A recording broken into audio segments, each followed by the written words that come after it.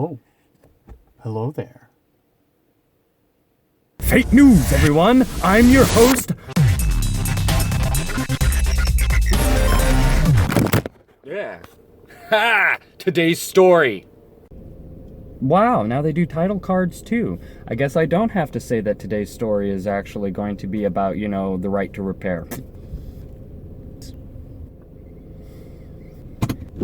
So if you've been following any tech news, you'll know kind of a little bit about the right to repair. Fix things. That's right, you can fix things. Well, normally couldn't you anyway? Well, as it turns out, companies like Apple, yeah, they float in here now. Bet you didn't think about that. Well, now Apple has a wonderful idea about it. Basically, you go to visit the Genius Bar, you pay a ton for your Mac stuff because it has I in it, right? And not like eyeball, but like I as in the letter I, I-J.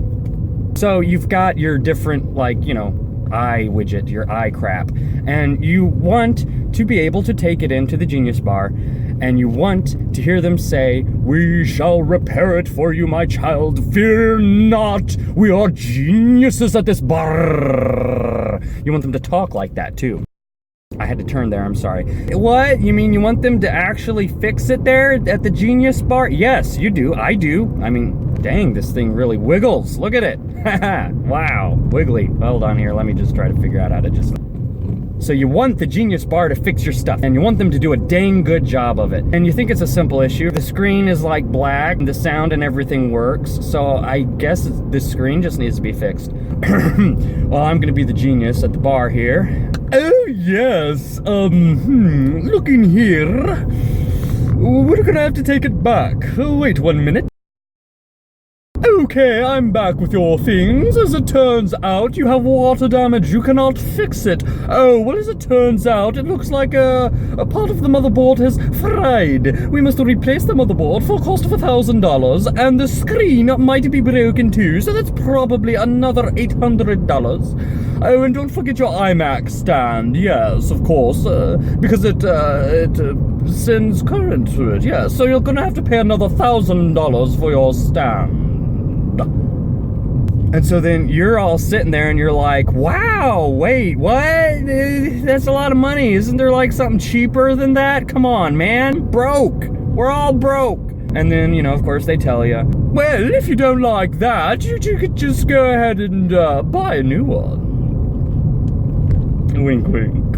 Then your response is, well, fine, I guess I'll buy a new one. If you're a sheep, you respond that way. Most people would be like, and then you realize, well, that just blows. That just sucks in that order. It's like a really bad vacuum cleaner blows everything out in your face. Now, obviously, if you look at others, you've got independent phone repair stores, you've got independent computer repair stores that will take your MacBook when the Genius Bar says it is unreplaceable, and they look at it like, oh, don't worry, I just have to mess with this cable here to make sure it plugs in. Oh, look, your screen works. Or, oh yeah, so it's just a little chip here, I just have to turn on my heat gun, put on a little bit of resin, pick off the chip, throw it in the trash, get a replacement from a donor board, because of course Apple doesn't sell you parts like that. Now you are kind of stuck with, put that chip on there, boom, it works. A $5 fix.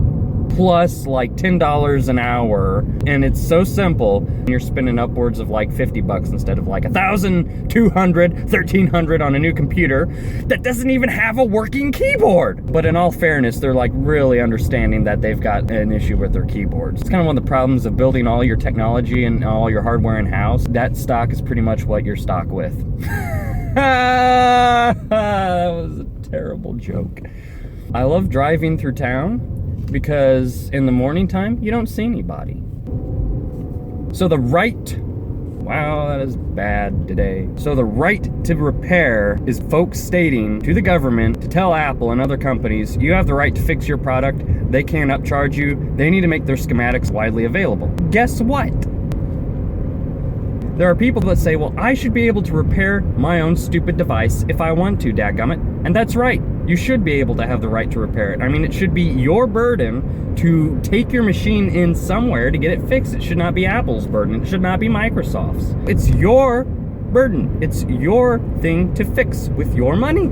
a lot of people want to do it themselves, right? You know, there are engineers that are like, this is nothing, but then they can't get access to the part of the schematics just to double check themselves, and then they break their board and have to buy a new one anyway. And it just comes from highly monopolistic practices by being the only people out there. And I push not only for the idea of right to repair for hardware, but also the right to your software. And this is a problem that's been going on for a long time, that the GNU Project and the Free Software Foundation have been fighting for ages.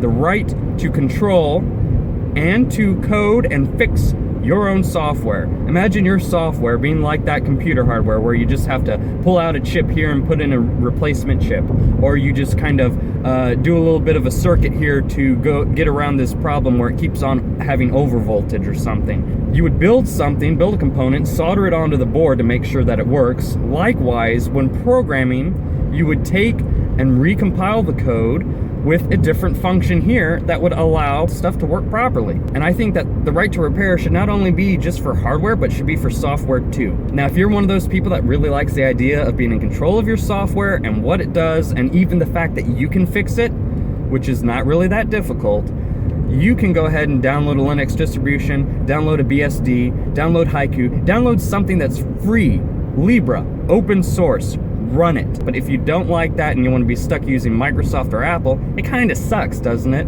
And that's why I think that Microsoft is actually doing the right thing by making more of their source code open, like free open source type stuff. Microsoft now has PowerShell version 6. It's cross-platform, it works on .NET Core, and guess what? That sucker be open source. You can look at the source code back from when it was forked from the original PowerShell. That gives you an idea of control over what your software, in this case PowerShell, can do. And Microsoft won't attack you like they have been the people for React OS. My hat's off to you folks. So that's what I want, is that you have control over your software, over your hardware, and that you should have a right to fix it. I think that Apple should be more open with their source code. You don't have to make the whole thing open source, I understand that. You know, like drivers and stuff like that, you don't need to. But, I mean, for a lot more of the system than is open source, go ahead and do it. Alright, it's not that hard. You've already done it with Safari, and look at what happened. Chrome took Safari and made it bigger. That's probably why they're not doing that. Why do I think that we need to have this open source thrust upon Apple? Well, a couple of years ago, there was a problem with the design of what's called Bash, or the Born Again shell. It's like the big shell that you use in Unix. It's like the command prompt of Unix operating systems. And with these systems that use Bash, you had an issue where it was really easy to throw in some gobbledygook text that makes no sense, press the enter button, it would interpret a bunch of wild-eyed commands, and it would somehow allow you to bypass typing in a password, which means you have full control over everything that the computer does. That sucked. Apple was the first one to fix their problem. They just did a little hack around the main issue, but within like a couple hours or a day or so, some hacker was just sitting back there and said, watch this, basically showing that Apple didn't fix the thing. And about a week later, Apple was trying to rush to fix the actual solution. Meanwhile, the GNU Project and everyone else that used Bash had fixed the flaws. Way to go, Apple. That's why I believe that we need a right to repair, is that if you have a hacker that's working to break the shell, that they should also be working to fix it. And that way they can provide a fix against a solution, so that way you don't have Apple doing that kind of thing again, or like another vulnerability with, you know, a login or an app, you know, just causing unferreted root access. You know, you don't want that. You don't want people ferreting around in your system. It's kind of hard keeping everything closed. You can't keep everything closed and expect it to work out right. And so that's not cool. That's why I think that right to repair should not only be for hardware, but it should be used for software. And you don't even need to really do like right to repair to the same level as software, but I think that it would be a step in the right direction for at least free and open source software. And I think that Microsoft is doing the right thing for once. Man, oh, that hurts to say that. But, you know, they're kind of doing the right thing for once by making their terminal, their command prompt, PowerShell DOS. You know, they're slowly making more of their code open source and ready for the community. And I think that Apple should do that too if they want to keep up, because Linux screwed up the game. GNU Linux screwed everything up. They just basically showed that free stuff can be great and work too. and that a great way to get free labor is to make it open source and get a neat little community around it.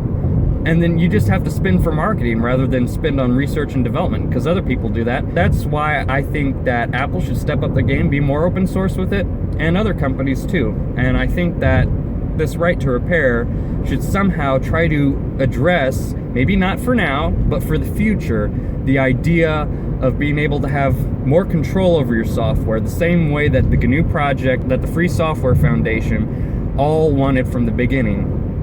And that's more power to the users.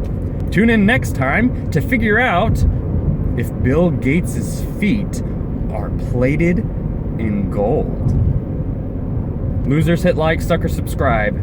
Hattie hack. Wait a minute. Wait 1 minute. If Apple